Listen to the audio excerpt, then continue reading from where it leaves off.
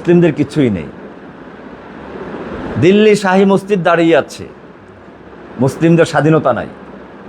লাল কেল্লা এখনো আছে, মুসলিমদের স্বাধীনতা নেই। এবং এটা আমি বলি যে দেখুন, কুফফাররা তাদের কাজ করে যাবে, এজন্য তাদের উপরে আমার অভিযোগ নাই।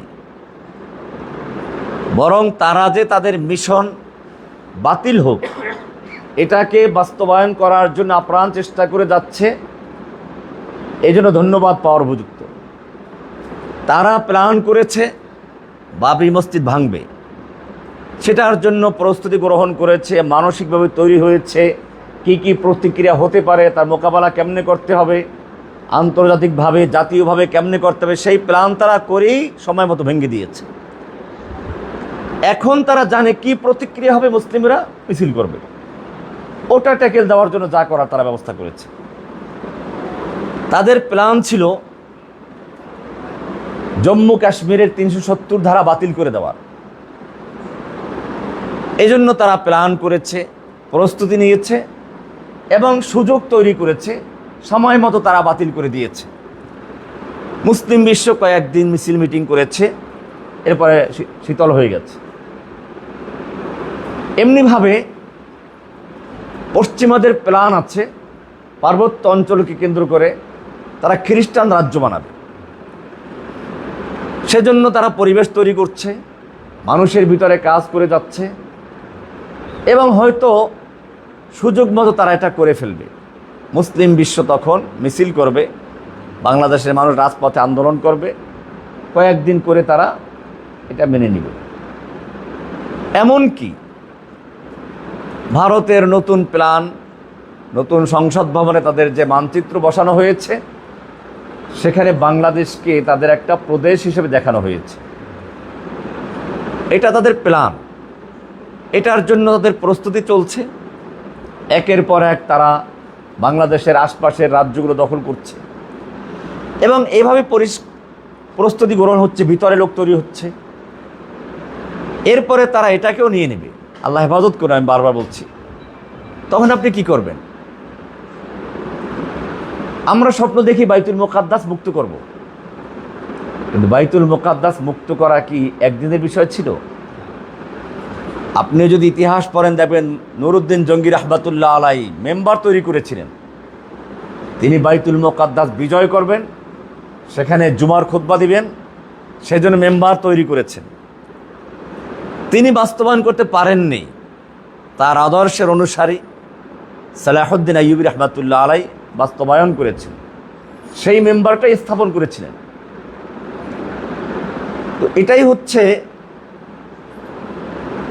মুসলিমদের ছিল এই পরিকল্পনা, যেটা পরিকল্পনা করবে সেটা বাস্তবায়ন করে ছাড়বে। কিন্তু আজকের দুর্ভাগ্য হচ্ছে এখানে যে আমরা সম্পদের মায়ায়, বাড়িঘরের মায়ায়, স্ত্রী সন্তানের মায়াটাকে এত বেশি করে নিয়েছি। আর এটা কোরআনে বলা আছে, অতুহিব্বুনাল মালা হুব্বান জাম্মা, তোমরা সম্পদকে অত্যন্ত ভালোবাসো। কোরআনে আরও বলা আছে, যুয়্যানা লিন-নাসি হুব্বুশ শাহাওয়াতি মিনান নিসা ওয়াল বানিন ওয়াল কানাতিরিল মুকান্তারাতি মিনাদ যাহাবি ওয়াল ফিদ্দা, সন্তান, স্ত্রী, সম্পদ, এগুলোর ভালোবাসা মানুষের অন্তরের সাথে গেঁথে দেওয়া হয়েছে। সুতরাং এখানে আল্লাহ সুবহানাহু ওয়া তাআলা সেজন্য আমাদেরকে সম্পূর্ণ মাল ব্যয় করতে না বলে কি বলেছেন? মিম্মা রাযাকনাহুম ইউনফিকুন, তারা তাদের মালের থেকে কিছু অংশ ব্যয় করে। এরপরে আছে রাযাকনাহুম, আমরা যে রিজিক দিয়েছি, তার মানে যেটা তুমি ব্যয় করবে এটা আমারই দেওয়া, এটা আমি তোমাদের দান করেছি। সন্তানকে মা বাপ বাজার থেকে চকলেট কিনে দেয় বা একটা খেলনা কিনে দেয়, এরপরে আবার সে বাচ্চার কাছে চায়, আব্বুকে একটু দাও। এটা সে খাওয়ার জন্য চায় না, দেখে সে দেয় কিনা, তার কাছে চকলেটটা বেশি গুরুত্বপূর্ণ নাকি আব্বুর ভালোবাসা বেশি গুরুত্বপূর্ণ, সেটা বুঝে কিনা। তো যখন ছেলে কি করে, বাবুর হাতে দিয়ে দেয়, তো আব্বু তাকে জড়াইয়ে ধরে, চুমো খায়, আদর করে, যে না আমার সন্তান আমাকে ভালোবাসে। তার কাছে চকলেট গুরুত্বপূর্ণ না, আমি গুরুত্বপূর্ণ। তো আল্লাহ সুবহানাহু ওয়া তাআলা আমাদেরকে কিছু চকলেট দিয়েছেন, দুনিয়ার এই সম্পদ, বাড়ি ঘর।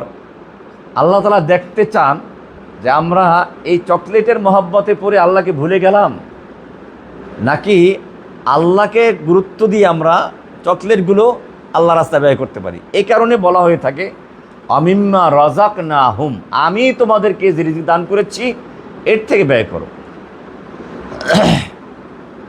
তাফসিরে কুরতুবিতে লেখেন, ফিহি দলিলুন আলা আন্নাল্লাহ লাম ইউজিব ইখরাজাল মাল কুল্লি, আল্লাহ তাআলা সম্পূর্ণ মাল ব্যয় করতে বলেন নাই, কিছু মাল ব্যয় করতে বলেছেন। এখানে রাযাকনাহুম, রিজিক কাকে বলে এটা নিয়ে ওলামাদের মধ্যে ইখতিলাফ আছে। রিজিক মানে হচ্ছে আল হায্যু, একটা অংশ যেটা মানুষকে আল্লাহ তাআলা দিয়ে থাকেন।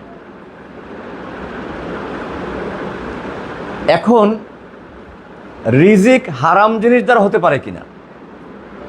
আল্লাহ সুবহানাহু ওয়া তাআলা কোরআনে রিজিক দিয়ে মানুষের প্রতি অনুগ্রহ প্রকাশ করেছেন। তো অনুগ্রহ প্রকাশ হয় ভালো জিনিস দিয়ে, খারাপ জিনিস দিয়ে অনুগ্রহ প্রকাশ করা যায় না। আপনাকে আমি একটা পচা জিনিস দিয়ে বললাম যে আমি আপনাকে এই জিনিসটা দিলাম, তো ভালো জিনিস দিয়ে অনুগ্রহ প্রকাশ করা হয়।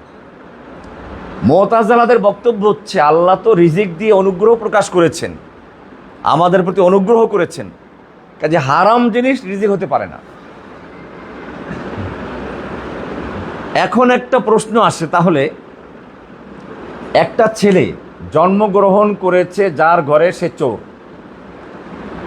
চোরের ঘরে জন্মগ্রহণ করে চুরির মাল খেয়ে বড় হয়েছে, বা সুদখোরের ঘরে জন্মগ্রহণ করে সুদের টাকা দিয়েই সে চলে, বড় হওয়ার পরে সে ওই টাকাই করে বা ওই চুরির অভ্যাসই তার মধ্যে, সেও চুরি করে এবং ওই চুরির মাল খেয়ে খেয়ে সে মারা গেছে। সারা জীবন সে খাইল হারাম কাজ, হারাম উপার্জন থেকে।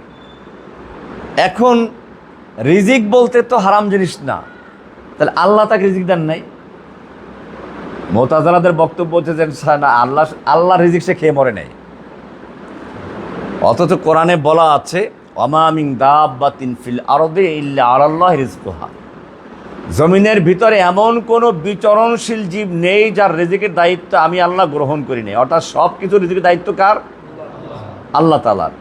কাজে মুতাজিলাদের এই অতি উৎসাহী বক্তব্য আল্লাহর রিজিক দেওয়াটাকে কি করে দেয়? বাতিল করে দেয়। এটা ওই যে আমরা বলি অতি মহাব্বত করা, নাদান দোস্ত বলে যাদেরকে, তাদের গল্প আছে যেটা আমি সবসময় বলে থাকি।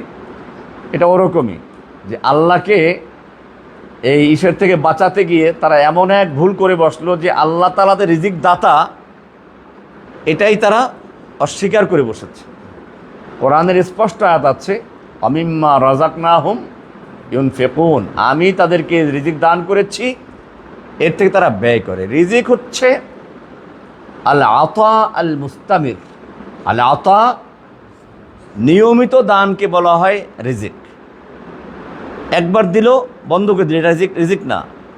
আল্লাহ তাআলা আমাদেরকে দিয়ে যাচ্ছে নিয়মিত, বাচ্চাকাল থেকে শুরু হলো, সেই মায়ের পেট থেকে শুরু, মৃত্যু পর্যন্ত চলতে থাকে। আমরা আল্লাহর অবাধ্য হলে রিজিক বন্ধ করেন না। কাফের, মুশরিক সবাইকে আল্লাহ তাআলা সমানভাবে খাদ্য দেন। এটার নাম হচ্ছে রিজিক, আল আতা আল মুস্তামির, নিয়মিত দান করা। এরকমভাবে রিজিকের আরেকটা অর্থ হচ্ছে মা ইয়ান্তাফিউ বিহিল ইনসান, মানুষ যার দ্বারা উপকৃত হয়, মানুষ যার দ্বারা উপকৃত হয়। আই মা ইয়াসিলু মিনাল্লাহি ইলাল আবদ ফায়ান্তাফিউ বিহি, আল্লাহর পক্ষ থেকে বান্দার প্রতি যে কোনো অনুগ্রহ করা হয় সেগুলো রিজিক। এখানে শুধু মাল বলা হয় নাই, আমিম্মা রাযাকনা,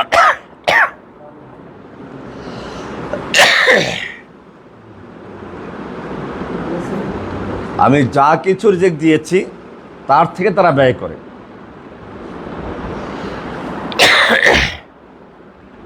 এখানে মানুষ মনে করতে পারে রিজিক মানে শুধু অর্থ সম্পদ, রিজিক মানে খাদ্য। না, রিজিক এটা হতে পারে মাল, রিজিক হতে পারে সুস্থতা, স্বাস্থ্য, রিজিক হতে পারে নিরাপত্তা, রিজিক হতে পারে জাওজাতুস সালেহা, একজন সৎ স্ত্রী পাওয়া, এটাও রিজিক। রিজিক হচ্ছে আল ওয়ালাদুস সালেহ, নেক সন্তান, এটা রিজিক।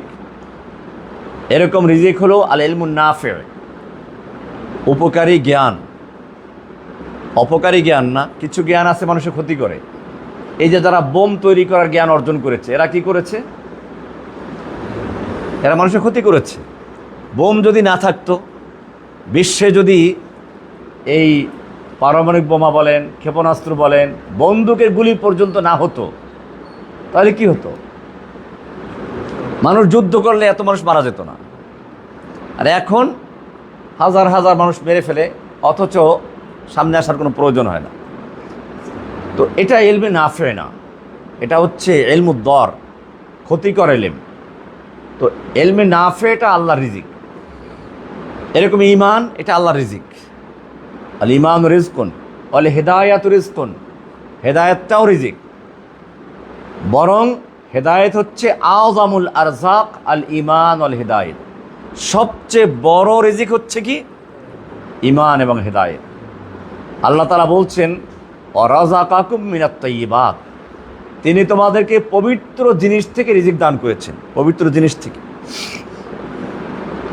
এরকম কোরআনে আরো বলা আছে ওয়ামা বিকুম মিন নি'মাতিন ফামিনাল্লাহ, তোমাদের প্রতি যত কিছু নিয়ামত আছে সবগুলো আল্লাহর পক্ষ থেকে। এতক্ষণ যা বললাম, আমাদের সন্তান, আমাদের জ্ঞান, আমাদের মাল, আমাদের হেদায়েত, আমাদের যত কিছু, স্বাস্থ্য বলেন, হাত পা বলেন, নাক চোখ বলেন, সব কিছু কার? কোরআনে আল্লাহ সুবহানাহু ওয়া তাআলা বলেছেন ওয়ামা বিকুম মিন নি'মাতিন ফামিনাল্লাহ, তোমাদের প্রতি যত নেয়ামত আছে, তোমাদের কাছে যত নেয়ামত আছে সবগুলোই আল্লাহর পক্ষ থেকে দেওয়া। তো এটা আল্লাহ সুবহানাহু ওয়া তাআলা জানিয়ে দিলেন। এরপরে বলা আছে রাজাক না হুম, আমি যা দিয়েছি। এখানে আল্লাহ তাআলা নিজের দিকে এটাকে মনসুব করেছেন, আমি যা রিজিক দান করি তার থেকে ব্যয় করবে। কেন এটা? কারণ এখানে আল্লাহ তাআলা চাচ্ছেন মানুষের আকীদাকে প্রতিষ্ঠিত করার জন্য, যে মানুষের রিজিক দেওয়ার মালিক একমাত্র কে? আল্লাহ সুবহানাহু ওয়া তাআলা, অন্য কোনো রিজিকদাতা নাই। ইন্নাল্লাহা হুয়ার রাজ্জাকু যুল কুওয়াতিল মাতিন, রিজিক দেওয়ার একমাত্র মালিক কে? আল্লাহ সুবহানাহু ওয়া তাআলা। মানুষ চাকরি করে, কিন্তু আসলে এটা একটা ওসিলা, মূলত রিজিক দেওয়ার মালিক কে? আল্লাহ। চাকরি করতে পারবেন তার নিশ্চয়তা কি আছে? আজকে আপনি সুস্থ আছেন, কালকে যদি অসুস্থ হয়ে যান আপনার চাকরি থাকবে না। অনেক সময় দেখা যায়, আমরা কারাগারে ছিলাম, তো কারাগারে আমাদেরকে তালাবদ্ধ করে দিত খামাখাই। একটা 7 ফুট বাই 10 ফুট রুম, এর ভিতরে বাথরুম আছে, তাহলে কতটুকু থাকে? এর ভিতরে আপনার থাকা, খাওয়া, বাথরুম সব কিছু ওরা আটকে রেখে দিল, ওরা চাবির মালিক। তো অনেক সময় মনে মনে ভাবতাম যে চাবির মালিক যিনি তোমাদেরকে দান করেছেন, তিনি ইচ্ছে করলে হাতটা অচল করে দিতে পারেন। এবং আমি দেখেছি অনেকগুলো হয়েছে এরকম, যারা জেলখানায় বাড়াবাড়ি করেছে, আমার দেখা অবস্থাতেই অনেকগুলো পাগল হয়েছে, অনেকের বড় দুর্ঘটনা ঘটেছে। এটা আপনারা খোঁজ নিলে দেখবেন। আমি দেখেছি আমার গ্রেফতার থেকে শুরু করে একেবারে লাস্ট পর্যন্ত অনেককেই আমি দেখেছি জেলে থাকা অবস্থাতেই। আমার ছোট ভাই যখন কারাগারে একের মুমূর্ষ অবস্থায়, তখন আমাকে একজন বলল আপনি একটু কোনো বাহানা করে একটু হাসপাতালে আসেন। তা আমি যেভাবে ম্যানেজ করে হাসপাতালে গেলাম। তো আমার তো সাথে একা ছাড়ে না, সাথে জমাদার থাকে, পুলিশ থাকে। তো নিয়ে গেল। তো আমি বললাম যে দেখো, আমি একটু আমার ছোটো ভাইটাকে দেখে আসতে চাচ্ছি, ও হয়তো বাঁচবে না, মুমূর্ষ অবস্থায়, আজকে হয়তো নিয়ে যাবে এখান থেকে, আর পরে আর এখানে হয়তো আর ফিরে আসবে না। তো আমার সাথে যে পুলিশটা ছিল, কারা পুলিশ আর কি, না আমাকে তো অর্ডার দেওয়া হয় নাই। একটা হিন্দু লোক ছিল ওখানে, বিডিআর ওই ডিউটিতে ছিল, হাসপাতালের ইনচার্জ আর কি, ওই কারাগারে তো দায়িত্ব পালন করে কিন্তু বন্দিরাই। সে অনুরোধ করলো যে একটু দেখা করাই যান, ও বাঁচবে না। আমার দেখা করে দিল না। তো যাই হোক, এরপরে তো তাকে নিয়ে গেলো, সে তো মারা গেল। আমি পরে 2 দিন পরে জানি মারা গেছে পরে। তো আমি আল্লাহর কাছে দোয়া করলাম। কয়েকদিন পর পত্রিকায় দেখি কি ওই লোকের স্ত্রী ছাদের থেকে লাফ দিয়ে মারা গেছে। মিজান সাগর নামটা আমি জানিয়ে দিলাম, মিজান সাগর। এরপর ও লোকটা আধা পাগল হয়েছে। তো এরকম আরও অনেক লোক আছে। আলহামদুলিল্লাহ কারাগারে অনেক কারারক্ষী, ভালো পুলিশ পেয়েছি যারা আমাদের খেদমত করেছে। এইবারও আমি কোরবানির মাংস দিতে গিয়েছি, সেখানে কারা পুলিশরা অনেক সহযোগিতা করেছেন, কারা সুপার। এই জন্য 2-1 জনকে দিয়ে আমরা গোটা পুলিশ বাহিনীকে বা গোটা কারা পুলিশকে আমরা দোষারোপ করব না, বরং আমরা তাদের প্রশংসাই করি। বরং এরকম 2-1 জন অমানবিক যারা, তাদের বিচারটা যে আল্লাহ করেন, এটা আমি শুধু বয়ান করার জন্য 2-1টা ঘটনা। আরও অনেক কাহিনী আছে, আমি সব বলবো না। তো আল্লাহ সুবহানাহু ওয়া তাআলা জানিয়ে দিলেন যে রিজিক এটা শুধুমাত্র খাদ্য না। রিজিক আপনার শক্তি, আপনার চাকরি, আপনার স্বাস্থ্য, সব কিছুই হচ্ছে কি রিজিক। মিম্মা রাযাকনাহুম ইউনফিকুন, কোরআনে বলা আছে। তো এখন প্রশ্ন হচ্ছে যে বান্দা হয়তো কি করে, আল্লাহু হুয়াল মুসাব্বিব, আল্লাহ হচ্ছেন মূল সবাব দেনেওয়ালা, রিজিক দেওয়ার মালিককে। কার্য সাধক হচ্ছেন কে? আল্লাহ সুবহানাহু ওয়া তাআলা। বান্দা হচ্ছে কি আল আব্দুস সাবাব, মাধ্যম একটা। বান্দা ব্যবসা করে, আর তাজির ইয়াবিউ ওয়া ইয়াশতারি, বেচা কিনা করে। আল্লাহ সুবহানাহু ওয়া তাআলা কি যে ব্যবসায় লাভ দান করেন। লাভ দেওয়ার মালিক কে? ক্ষতি করার মালিকও কে? অনেকে লাভবান হওয়ার জন্য ব্যবসা করে, ব্যবসার উপর পড়াশোনা করেছে, অনেক বড় ডিগ্রি আছে, ব্যবসা করতে গিয়ে ফেল করে। আর একজন কৃষক কিচ্ছু জানে না, সে দেখা যায় ব্যবসা শুরু করেছে 10 টাকা দিয়ে, কোটি কোটি টাকার মালিক। ইতিহাস তালাশ করেন, এই যে বড় বড় ব্যবসায়ী বাংলাদেশে যারা আছে, আকিজ গ্রুপ বলেন, ওই যে অপসনিন কোম্পানি বলেন, একবার ইতিহাস তালাশ করে দেখেন মূল মালিক যে সে কয় টাকা দিয়ে ব্যবসা শুরু করেছে, কোত্থেকে শুরু করেছে। তো এটা আল্লাহ সুবহানাহু ওয়া তাআলার নেয়ামত। কৃষক খেতে ফসল রোপণ করে, ফসল দেওয়ার মালিক কি? এরকমভাবে প্রত্যেক জায়গায় এটাই বলা হয়েছে।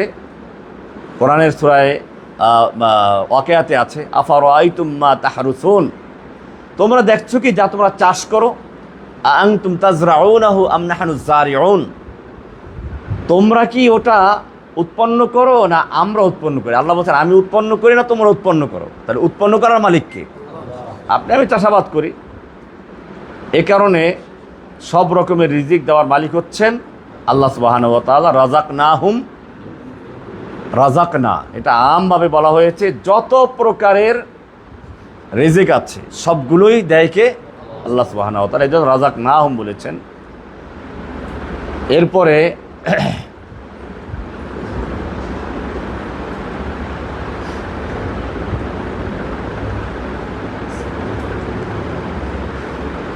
ইউনফিকুন, নাফাকুন অর্থ হচ্ছে বের করা, ইখরাজ, আয-যিহাব।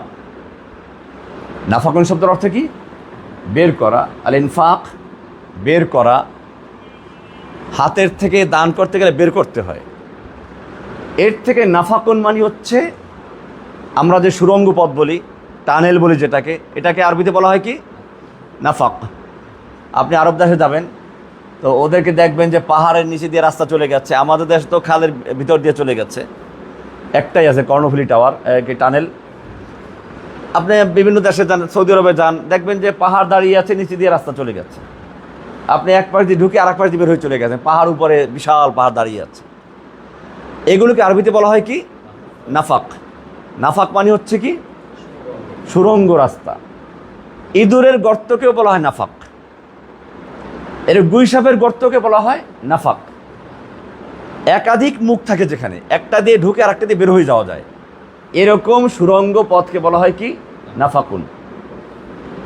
এখান থেকে মুনাফিক, এখান থেকে কি? কারণ মুনাফিকও একদিক দিয়ে ঢুকে একদিক দিয়ে বের হয়ে যায়, দুই চেহারা থাকে। গুই সাপের একটা চরিত্র আছে, যখন সে দেখে শিকারী তাকে আক্রমণ করবে তখন সে এক মুখ দিয়ে মুখ বের করে। তো শিকারী মনে করে যে এইখান দিয়ে তো আবার বের হবে, ও ওখানে ওত পেতে বসে থাকে, আর এই ফাঁকে সে আরেক দিক দিয়ে বের হয়ে চলে গেছে। এটা গুই সাপের চালাকি। ইঁদুরও অনেক ক্ষেত্রে এই কাজই করে।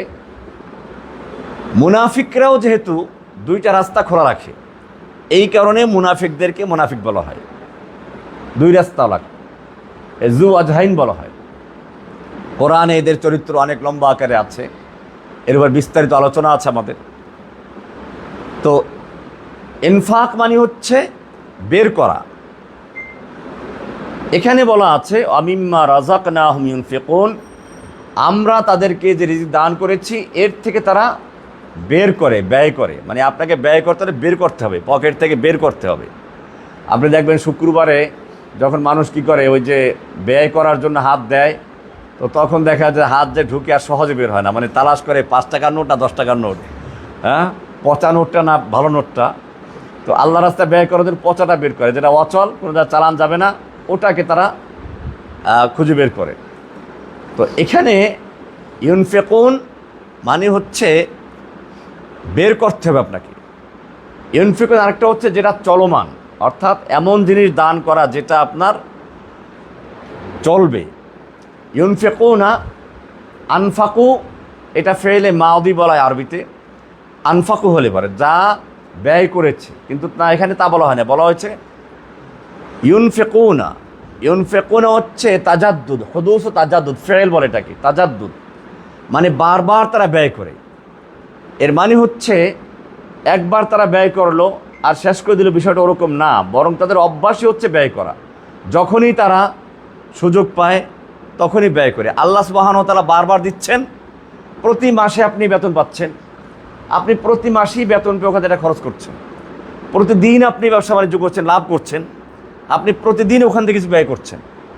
এটা হচ্ছে ইউনফিকুন, মানে প্রতিনিয়ত তারা কি করে ব্যয় করতে থাকে। এটা হচ্ছে এই ফেল ব্যবহার করে, ফেলে মুদারে, অর্থাৎ আমিম্মা রাযাকনাহুম ইউনফিকুন, তারা আল্লাহ যে রিজিক দান করেছেন এর থেকে ব্যয় করে। ব্যয় করে কিসে?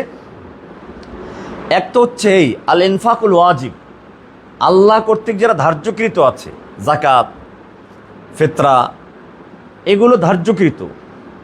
যাকাতুল মাল, স্ত্রীর খরচা নাফাকাতুজ জাওজা, সন্তানের খরচা নাফাকাতুল আওলাদ।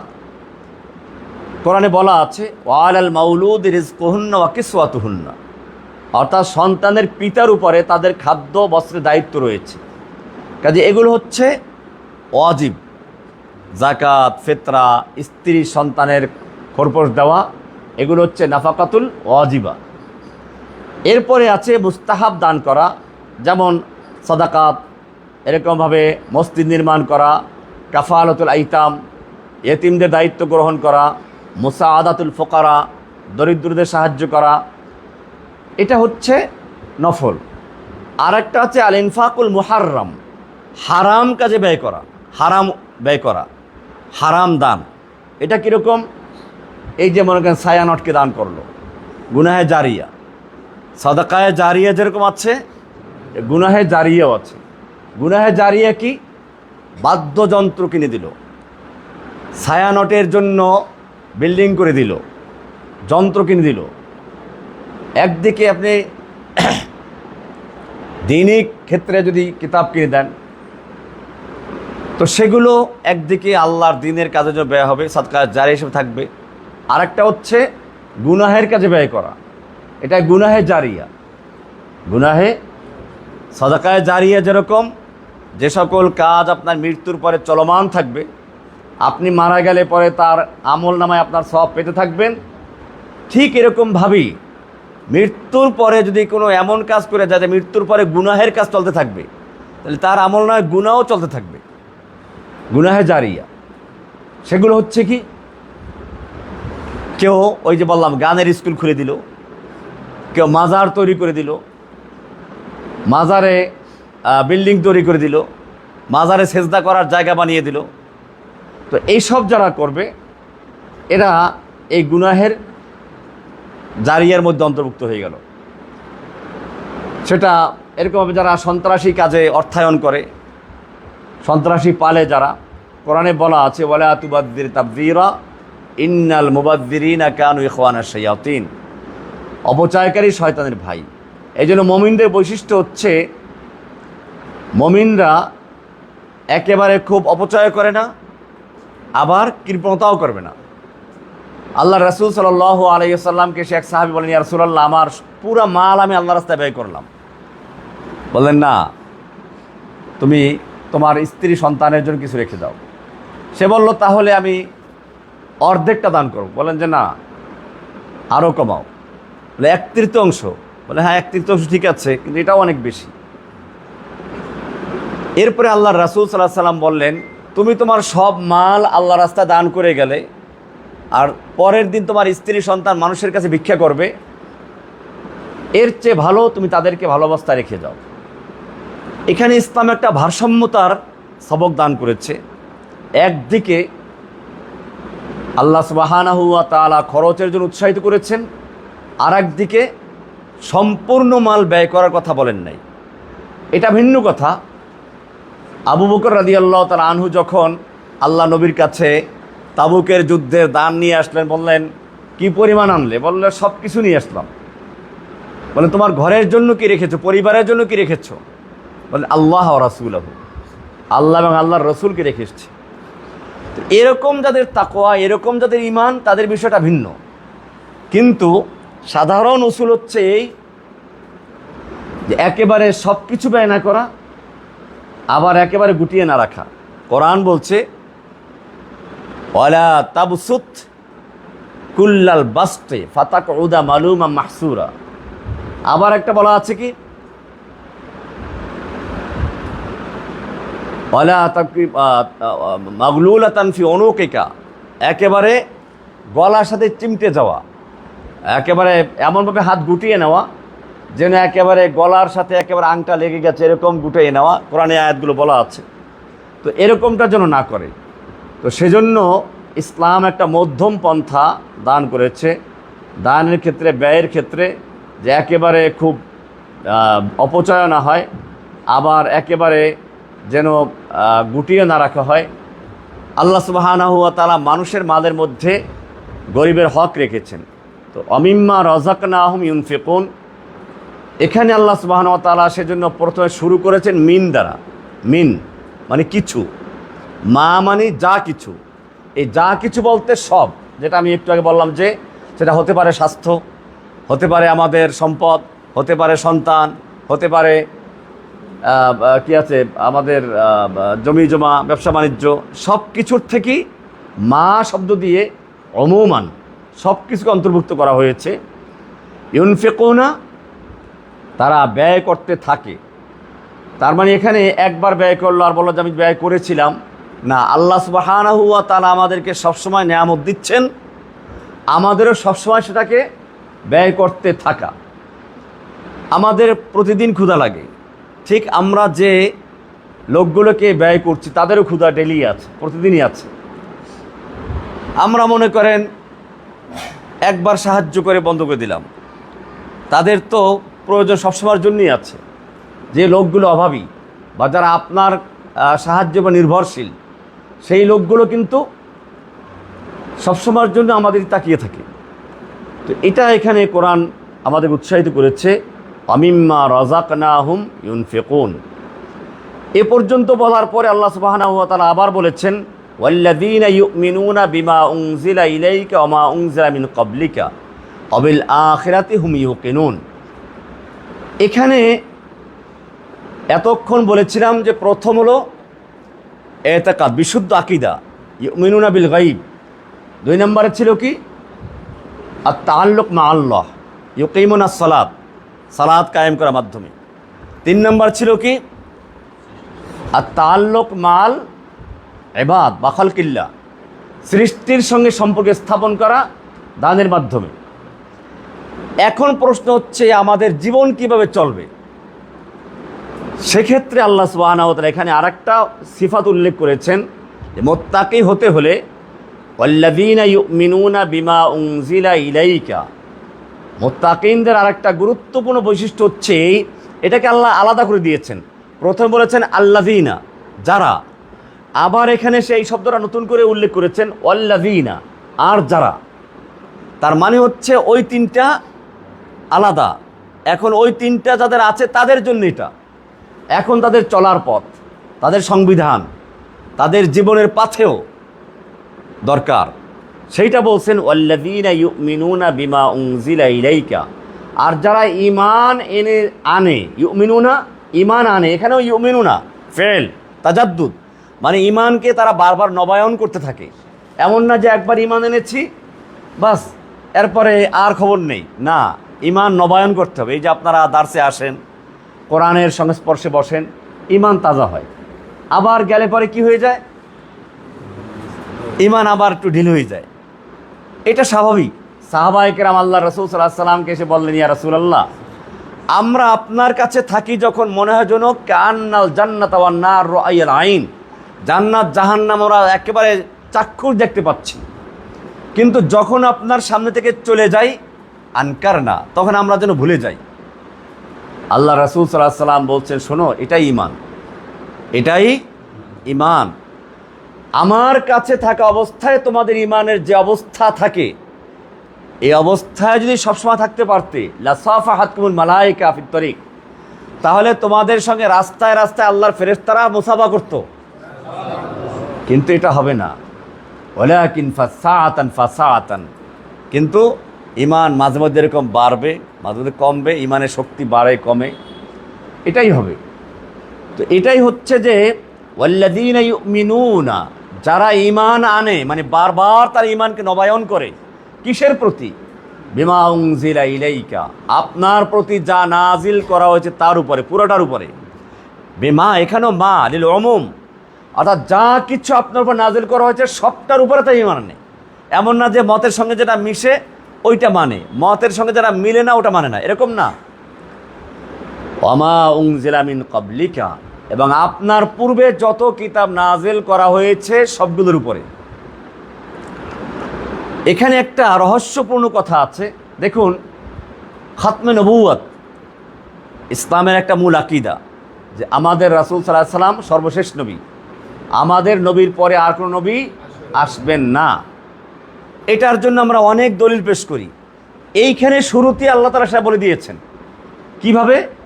এখানে আল্লাহ তাআলা বলেছেন, আর যারা ঈমান আনে আপনার প্রতি নাজিল কিতাব যা করে তার উপরে, আপনার পূর্বে যা নাজিল করা হয়েছে, আপনার পরে আর বলেন নাই। তার মানে হচ্ছে আপনার পরে আর কোনো কিতাব নাই। তাহলে আল্লাহর তালিকায় যাদের নাম আছে, যে কিতাবের নাম, তা হচ্ছে আমাদের নবীর আগ পর্যন্ত। তাহলে আপনার প্রতি এবং আপনার আগে যে সকল কিতাব নাজিল হয়েছে এর প্রতি যারা ঈমান আনে তারা হচ্ছে মুত্তাকি, ঈমানদার। তাহলে আপনার কিতাবের পরে যারা ঈমান আনে তারা কি? তারা মুমিন নয়, তারা মুসলিম নয়। এটা আয়াত থেকে পরিষ্কার হয়ে যায়। অমিম্মা ওয়ামা উনজিলা মিন ক্বাবলিকা, আপনার প্রতি যা নাজিল করা হয়েছে, মালিত তামিম, সব কিছু। এমন না কিছু মানলাম কিছু মানলাম না, এটা ছিল ইহুদিদের চরিত্র। কোরআনরা প্রতিবাদ করে বলেছে, আফাতুমিনুনা বিবাদিল কিতাবি ওয়া তাকফুরুনা বিবাদ, তোমরা কিতাবের কিছু মানবে আর কিছু মানবে না। ফামা জাযাউ মান ইয়াফআলু যালিকা মিনকুম, তোমাদের মধ্য থেকে যারা এমনটা করবে তাদের শাস্তি কি হবে, আল্লাহ এখানে শাস্তির কথা উল্লেখ করেছেন। তাহলে বোঝা গেল যে কোরআনের কিছু অংশ মানা, কিছু অংশ অমান্য করে, এটা চলবে না। এটাই বলেছেন ওয়াল্লাযীনা ইউমিনুনা বিমা উনজিলা ইলাইকা, আপনার প্রতি যা নাজিল করা হয়েছে তার সবটার উপর ঈমান আনে। ওমা উনজিলা মিন ক্বাবলিকা, আপনার পূর্বে যে কিতাব নাজিল করা হয়েছে তার উপর ঈমান আনে। এর অর্থ কি? আপনার প্রতি নাজিল করা হয়েছে যে কিতাব তার উপরে তার আমলের মাধ্যমে ঈমান আনবে। আপনার পূর্বে যেগুলো, সেগুলো আল্লাহর কিতাব, ও সময় সঠিক ছিল এই বিশ্বাস করা। এর মানে এই নয় যে এখন ওটার উপর আমল করতে হবে। এটা কেন? এটা হচ্ছে এরকম, এটার উপর অনেকে প্রশ্ন করে, বিধর্মীরা প্রশ্ন করে, তো আল্লাহ তো জানতেন যে সর্বশেষ কিতাব এটা, আগেরগুলো নাজিল করার কি প্রয়োজন ছিল? তো এটা অনেকে উত্তর এভাবে দেয় যে ঠিক আছে, আপনি তো জানেন যে আপনার ছেলেকে প্রাইমারি স্কুলে পড়ায় তা ভার্সিটিতে নিয়ে গেলেন, এখন ছেলে বলতেছে আমাকে তখন ভার্সিটি পড়াইবা, তাহলে প্রাইমারি কেন পড়াইলা, হাই স্কুল কেন পড়াইলা, সময় নষ্ট করলা কেন, এত টাকা নষ্ট করলা কেন, একবারে বিশ্ববিদ্যালয়ে ভর্তি করাই দিতে। তো বিষয়টা হচ্ছে এই যে আল্লাহ সুবহানাহু ওয়া তাআলা মানুষকে ধাপে ধাপে তৈরি করেছেন। প্রথম দিকের মানুষদেরকে এক ধরনের ওহী নাযিল করেছেন, তারপরে আস্তে আস্তে এরপরে যখন মানুষেরা সব কিছু পূর্ণাঙ্গতা লাভ করলো তখন সর্বশেষ কিতাব দিলেন, এখন এইটা তোমাদের শেষ, এখন তুমি লেখাপড়া শেষ করে মাঠে ময়দানে ছড়িয়ে পড়ে কাজ করতে পারবে। এটা হচ্ছে সর্বশেষ বিধান। কাজেই আমরা প্রাইমারির উপরে ঈমান রাখি, অর্থাৎ যে ছেলে প্রাইমারি পাস করেছে, এরপরে কলেজের জীবন শেষ করেছে, এরপরে ইউনিভার্সিটি জগতে আসলো, সে যদি এখন বলে আমার বাকি সময়গুলো বিনষ্ট হয়ে গেছে, এটা ভুল। বরং ওটা ছিল এই শেষ সমাপনী স্তরের জন্য সিঁড়ি হিসাবে। তো ঠিক এরকমভাবে আল্লাহ সুবহানাহু ওয়া তাআলা আসমানি কিতাবগুলো নাজিল করেছেন একের পর এক, যাতে করে মানুষের যখন যেটা প্রয়োজন এগুলো সমাধান করতে পারেন। চূড়ান্তভাবে আল্লাহ সুবহানাহু ওয়া তাআলা যখন দেখলেন এখন মানুষের জন্য একটা স্থায়ী বিধান দেওয়া যায়, এই তখন থেকে মানুষকে স্থায়ী বিধান দিয়েছেন। আপনি যদি হিসাব করেন দেখবেন বাস্তবেও যে কোরআন নাজিল হওয়ার পর থেকে পৃথিবীর মানুষের যে পরিবর্তন, এই যে ভালোর দিকে হোক খারাপ দিকে হোক, বোম তৈরি করেছে কবে থেকে? আপনি কোরআনের আগের ইতিহাস তালাশ করুন, এই পারমাণবিক বোমা, ক্ষেপণাস্ত্র এগুলো তৈরি হয়েছে কবে থেকে? তাহলে বোঝা গেল যে মানুষের প্রতি পূর্ণাঙ্গ জ্ঞান আসার পরে, আসমানি বিধান আসার পরেই মানুষ এগুলো তৈরি করা শুরু করেছে। এখন আল্লাহ তাআলা জ্ঞান দান করেছিলেন মূলত উপকারী কাজে লাগানোর জন্য, আপনি ব্যয় করেছেন খারাপ কাজের জন্য। এটাই হচ্ছে আমাদের দোষ। দেখুন, মুতাজিলা নামে একটা ফিরকা আছে, যারা ওই যে একটু আগে বললাম, তারা হারাম জিনিসকে রিজিক বলতে রাজি না। তো কেন রিজিক বলতে রাজি না? যে হারামের মাধ্যমে রিজিক দিলে দোষটা আল্লাহর উপর পড়ে। তো আমরা বলি যে আল্লাহ সুবহানাহু ওয়া তাআলা হারামের মাধ্যমে রিজিক দান করেন। রিজিকটা দেওয়া কার? আল্লাহর। এটা এরকম, লোহা দান করেছেন কিসের জন্য? ধারালো অস্ত্র তৈরি করার জন্য। এখন একই লোহা দিয়ে দুইটা চাপাতি তৈরি হয়েছে। একটা দিয়ে ছিনতাইকারী মানুষকে ছিনতাই করে, চোর চুরি করে, আর একটা দিয়ে সে কোরবানির পশু জবাই করেছে। এখন যে অন্যায়ভাবে খুন করলো, অন্যায়ভাবে চাপাতি দিয়ে কোপাইলো, অন্যায়ভাবে ছিনতাই করলো, পুলিশের তো ধরা দরকার ছিল, চাপাতি তৈরি করলো তাকে। তাকে কি ধরে গিয়া? কেন ধরে না? কারণ সবাই জানে যে চাপাতি তৈরি করা দোষ নয়, এটা ভালো কাজে ব্যবহার করা যায়। তরকারি কোটার কাজে লাগে, মাংস কাটার কাজে লাগে, মাছ কাটার কাজে লাগে, ব্যবহারটা খারাপ। তো আল্লাহ সুবহানাহু ওয়া তাআলা ভালো মন্দ সব কিছু সৃষ্টিকর্তা, তৈরি করেন সব কিছুকে। এখন আপনাকে দুইটা পথ খোলা রেখেছেন, আপনি ইচ্ছে করলে ভালো কাজেও লাগাতে পারেন, ইচ্ছে করলে খারাপ কাজেও ব্যবহার করতে পারেন। এইখানে আপনাকে স্বাধীনতা দেওয়া আছে, আপনি এখন কোন দিকে ব্যয় করবেন সেটা দেখার বিষয়। আপনি ব্যয় করলেন ছিনতাই করার কাজে, ব্যয় করলেন অন্যায় খুন করার কাজে, এই ব্যবহারটা খারাপ, এটার জন্য শাস্তি দেয়। এটা দুনিয়ার আদালতেও ব্যবহারকারীকে কি করে? দোষী সাব্যস্ত করে, তাকে শাস্তি দেয়। অথচ যে তৈরি করলো তাকে পুলিশ খুঁজেও বের করে না, কে তৈরি করলো এটা, ওকে ধরো না, কারণ সে বলবে যে আমি তো তৈরি করেছি, আমি তো ভালো কাজের ব্যবহার তৈরি করেছি। সুতরাং আল্লাহ সুবহানাহু ওয়া তাআলা সব কিছুকে সৃষ্টি করেছেন মূলত মানুষের দুইটা দিক খোলা রাখার জন্য। তো ইনশাআল্লাহ এটার উপরে বিস্তারিত আলোচনা আমরা আগামী সপ্তাহে করবো ইনশাআল্লাহ। এটা ইয়ে আছে।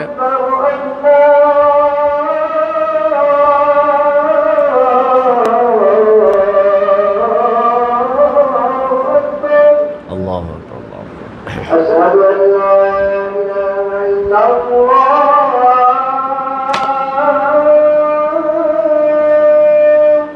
أشهد أن لا إله إلا الله أشهد أن لا إله أشهد أن محمدا رسول الله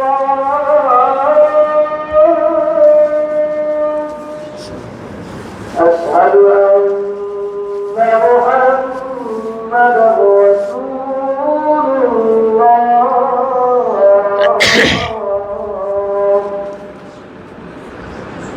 حي على الصلاة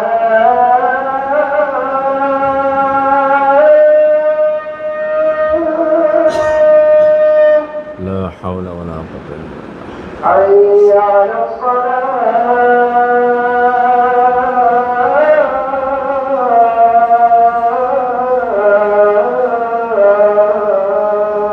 لا حول ولا قوة حي على الفلاح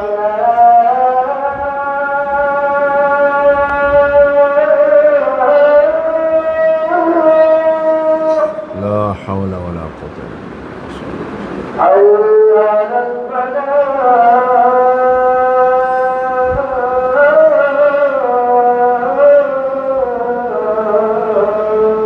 لا حول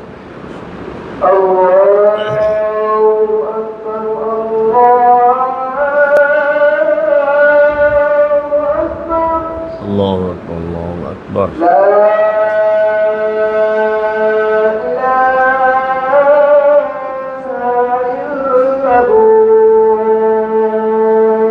لا إله إلا الله. اللهم رب هذه الدعوة التامة والصلاة القائمة آت محمد رسالة الفضيلة والعصمة.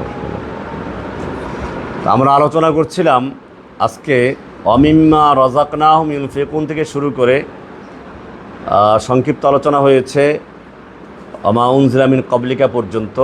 তর্জমাটা শেষ করে দেই। অবিল আখিরাতে হুম ইউকিনুন, বিল আখিরাতে আখিরাতের, হুম তারা, ইউকিনুন ইয়াকিন রাখে। এতটুকু তর্জমা করে দেওয়া হলো। এরপরে আমরা বিস্তারিত ইনশাআল্লাহ আগামী দার্সে আলোচনা করব। আর একটা কথা বলে রাখি, আমরা আগামী দার্সটা অর্থাৎ এখন থেকে বৃহস্পতিবার না, অনেকেরই সুপারিশ হলো শুক্রবারে করার জন্য। তো শুক্রবারই অনেক মসজিদের ইমামরা আসতে যাচ্ছেন, যারা আমাদের বিভিন্ন ছাত্ররা আসতে চায়।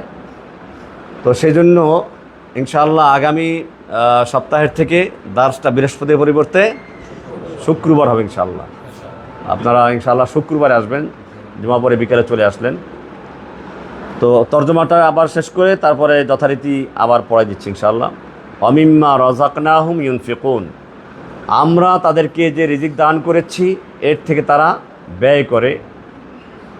ওয়াল্লাযীনা ইউমিনুনা বিমা উনজিলা ইলাইকা, আর যারা ঈমান আনে বিমা উনজিলা ইলাইকা, ওই সকল কিতাবের প্রতি যা আপনার প্রতি নাজিল করা হয়েছে। ওমা উনজিলা মিন ক্বাবলিকা, এবং ওই সকল কিতাবের প্রতি যা আপনার পূর্বে নাজিল করা হয়েছে। অবিল আখিরাতে হুম ইউকিনুন, এবং তার আখিরাতে বিশ্বাসী। তর্জমা হলো, বিস্তারিত আলোচনা ইনশাআল্লাহ সামনে দর্শে হবে। এখন আমরা যেভাবে পড়াচ্ছি এভাবে আমার সাথে পড়বেন ইনশাআল্লাহ, যাতে করে আমরা এই পর্যন্ত মুখস্থ করতে পারি ইনশাআল্লাহ। আজকের আমি শুরু থেকে আবার পড়াচ্ছি পুরোটাই, যাতে করে সবাই মুখস্থ করতে পারেন।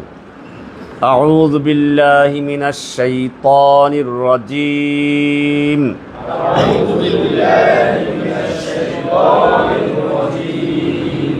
বিসমিল্লাহির রহমানির রহিম। বিসমিল্লাহির রহমানির রহিম। আলিফ লাম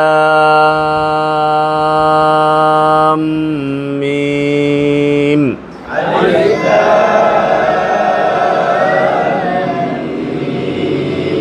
ذلك الكتاب لا ريب فيه. ذلك الكتاب لا ريب فيه. হুদাল লিল মুত্তাকিন الذين يؤمنون بالغيب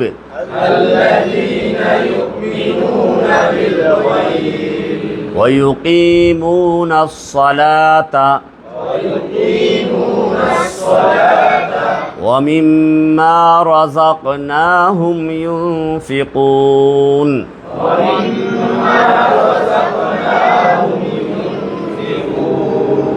এবারে একবার পুরোটা পড়াচ্ছি الذين يؤمنون بالغيب ويقيمون الصلاة ومما رزقناهم ينفقون الذين يؤمنون بالغيب ويقيمون الصلاة ومما رزقناهم ينفقون والذين يؤمنون بما أنزل إليك والذين يؤمنون بما أنزل إليك وما أنزل من قبلك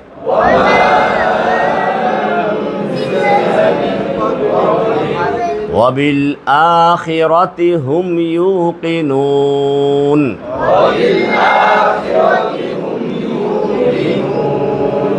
একবার বানান করে দিচ্ছি দাল খারা জবর দা এক আলিফ মধ্যে তবাই লাম জের লি কাফ লাম জবর কাল যালিকাল যা জিব্বার আগা দাঁতের গা যা যা যালিকাল যা একরকম জাল একরকম জিম একরকম দোয়ার একরকম কাজে এগুলো উচ্চারণ খেয়াল রাখবেন যালিকাল হ্যাঁ লাম জের লি কাফ লাম জবর কাল যালিকাল কাফ জের কি তা খড়া জবর তা এক আলিফ মধ্যে তবাই বা পেশ বু যালিকাল কিতাবু লাম আলিফ জবর লা এক আলিফ মধ্যে তবাই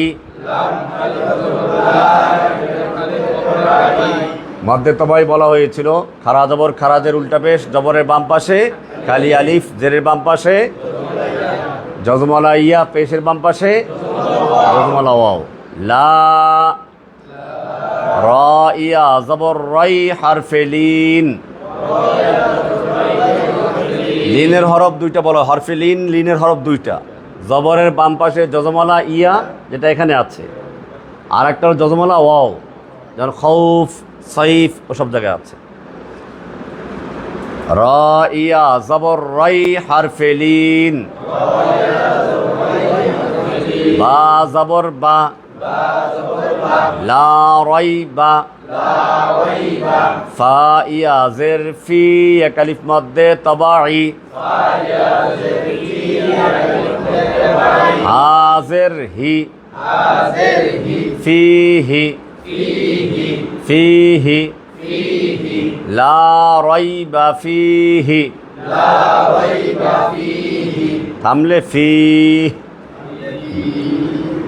এরপরে হুদাল্লিল তানবিন এবং নুন সাকিনকে চার ভাবে পড়া হয় কয় ভাবে ইজহার ইকফা ইদগাম ইকলাব এটা আমি এক সময় দেখি বোর্ড তৈরি করে তো বোর্ডে লেখাবো ইনশাল্লাহ এখন শুধু আমি যা বলে যান খালি নামটা মাথায় থাকলো ঠিক আছে যেখান যেটা বলি বলবেন হাপেশ হু দাল লাম দুই জবর দাল ইদগাম বেলাগুন্না হ্যাঁ লাম লাম জের লিল হুদাল্লিল হুদাল্লিল মিম তা পেশ মুত হ্যাঁ মুত মোত্তা কিন্না মুত্তা হ্যাঁ মিম পেশ মু মিম তা পেশ মুত তা জবর তা মুত্তা কফ ইয়া জের কি এক আলিফ মধ্যে তবাই নুন জবর না মুত্তাকিনা মুত্তাকিনা। এইখানে থামলে পরে 3 আলিফ টান হবে, মধ্যে আরজি বলে। কি বলে এটাকে? হ্যাঁ, এই জন্য বানান করার সময় যদিও বলছি মধ্যে তবাই, আসলে এটা মধ্যে আরজি। থামলে পরে 3 আলিফ টান হবে। হুদাল্লিল মুত্তাকিন হামজা লাম জবর আল লাম জবর লা দাল ইয়া জের দি এক আলিফ মধ্যে তবাই নুন জবর না আল্লাযীনা আল্লাযীনা দি দাল নরম একেবারে। ইয়া হামজা পেশ ইউ মিম জের মি নুন ওয়াও পেশ নু এক আলিফ মধ্যে তবাই নুন জবর না ইউমিনুনা বা লাম জের বিল গাইন ইয়া জবর গাই হারফে লিন বা জের বি বিল গাইবি الذين يؤمنون بالغيب হরফে দিনে পরে থামলে পরে টান হয়, না থামলে টান নাই। অ জবর ওয়া ইয়া পেশ ইউ কফ ইয়া জের কি এক আলিফ মধ্যে তবাই মিম ওয়াও পেশ মু এক আলিফ মধ্যে তবাই ওয়ায়ুকিমু কি টান আছে এক আলিফ, মু এক আলিফ টান আছে। ওয়ায়ুকিমু নুন সাদ জবর নাস সাদ জবর সা লাম খারা জবর লা এক আলিফ মধ্যে তবাই তা জবর তা ওয়ায়ুকিমুনাস সালাতা আও জবর ওয়া মিমে যখন তাসদিদ থাকে তখন অজিব গুন্না, মিমে আর নুনে, তাই না? এখানে মিম আছে, মিম মিম জের মিম অজিব গুন্না মিম মিম আলিফ জবর মা এক আলিফ মধ্যে তবাই ওয়া মিম্মা রা জবর রা জা কফ জবর জাক কলকলা কলকলা মানে হচ্ছে একটু ধাক্কা খাবে না, প্রতি ওই কি বলে এটাকে প্রতিধ্বনি হওয়া। ফুটবল বাড়ি মারলে কেমন লাফ দিয়ে ওঠে না, এরকম আওয়াজটা বাড়ি খাবে, প্রতিধ্বনি বলে যেটাকে। এটা 5টা অক্ষর আছে এরকম, বা জিম দাল তোয়া কফ। এখানে কফ আছে, যেগুলো সাকিন হলে পরে আওয়াজটা এরকম বাড়ি খাবে। জা কফ জবর জাক কলকলা। আপনারা মানে এখন প্রথম শুনলে একটু নতুন মনে হবে, কয়েকদিন পরে পূরণ হয়ে যাবে, তখন এমনি পারবেন ইনশাআল্লাহ। হ্যাঁ, রাজাক নুন খারা জবর না এক আলিফ মধ্যে তবাই হামিম পেশ হুম ওয়া মিম্মা রাযাকনাহুম ইয়া নুন পেশ ইউ ইকফা। ইকফা সহজে বুঝে রাখেন যে তানবিন বা নুন সাকিনের পরে, তানবিন বা পরের অক্ষরটা যদি 15টা অক্ষর আছে, তা সা জিম দাল তাও সাও জিমো দালো জালো ঝা সিনো সিনো সদ দত ত জ ফাও কফ কাফ, এই 15টা অক্ষর আছে। এগুলো আস্তে আস্তে মুখস্থ হবে ইনশাআল্লাহ। এর কোনো একটা আসলে নুন সাকিন বা তানবিনকে অস্পষ্ট করে পড়তে গুন্নার সাথে। এখন খালি দেখাচ্ছে ওইটা মনে রাখলেই চলবে। ইয়া নুন পেশ ইউ ইকফা,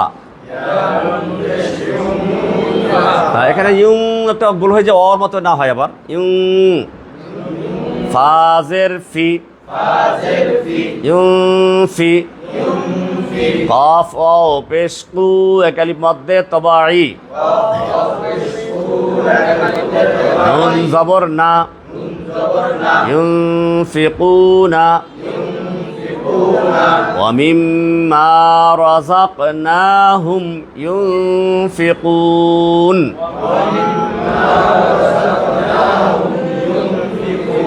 واو لام زبر وال, وال লাম জবর লা, দাল ইয়া জের দি এক আলিফ মধ্যে তবাই, নুন জবর না, ওয়াল্লাযীনা, ওয়াল্লাযীনা, ইয়া হামজা পেশ ইউ, মিম জের মি, নুন ওয়াও পেশ নু এক আলিফ মধ্যে তবাই, নুন জবর না, ইউমিনুনা, বাজের বি, মিম আলিফ জবর মা, তিন আলিফ মধ্যে মুনফাসিল, তিন আলিফ মধ্যে মুনফাসিল হচ্ছে যদি মধ্যে তবাইর পরে পরবর্তী শব্দের শুরুতে হামজা থাকে, তাহলে কি হয়, মধ্যে মুনফাসিল হয়। এগুলো আমি বুঝে দেবো ইনশাল্লাহ। আমি আর একটু পরে মানে আমরা একটু ক্লাসটা আরও সুন্দরই হোক, তারপরে এগুলো ব্ল্যাকবোর্ড দিয়ে আমি শুধু বুঝিয়ে দেবো। আমরা একটা বোর্ড তৈরি করে নেবো এখানে ইনশাল্লাহ, তাহলে সুন্দর হবে আরও। এখন শুধুমাত্র আপনারা এই মানে মাথায় জিনিসগুলো ঢুকাচ্ছেন যে হ্যাঁ এগুলো কিছু একটা আছে, আর যারা জানেন তারা তো জানেনই। আচ্ছা ঠিক আছে। ওয়াল্লাযীনা ইউমিনুনা বিমা,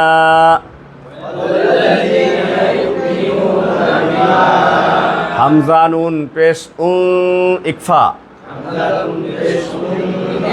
জাজের জি, লাম জবর লা, বিমা উনজিলা, হামজা জের ই, লাম ইয়া জবর লাই হরফে লিন, কাফ জবর কা, বিমা উনজিলা ইলাইকা, ওয়াও জবর ওয়া, মিম আলিফ জবর মা, তিন আলিফ মধ্যে মুনফাসিল, মধ্যে মুনফাসিল তিন আলিফ, মধ্যে মুত্তাসিল হলে চার আলিফ। এটা আপনারা দেখলে ঠিক পাবেন, কোরআন দেখলে পরে। ছোট টান যদি থাকে তাহলে মধ্যে মুনফাসিল, বড় লম্বা টান থাকলে সহজ হিসাব আর কি। এমনি হলো যদি একই শব্দের মধ্যে মদের হরফের পরে আলিফ থাকে, হামজা থাকে, তাহলে হয় মধ্যে মুত্তাসিল, আর যদি পরের শব্দে হয় তাহলে মধ্যে মুনফাসিল। ওয়ামা, হামজা নুন পেশ ইকফা,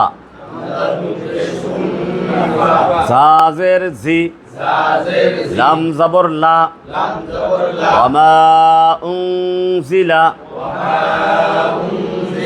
মিম নুন জের মিন ইকফা, কফ বা জবর কব কলকলা, কলকলা মানে প্রতিধ্বনি হওয়া, ওই যে পাঁচটা অক্ষরে একটা বা। লাম জের লি, কাফ জবর কা, মিন ক্বাবলিকা, ওয়ামা উনজিলা মিন ক্বাবলিক, ওয়াও জবর ওয়া, বা লাম জের বিল, অবিল, হামজা খারা জবর আ এক আলিফ মধ্যে তবাই, খা জের খি, রা জবর রা,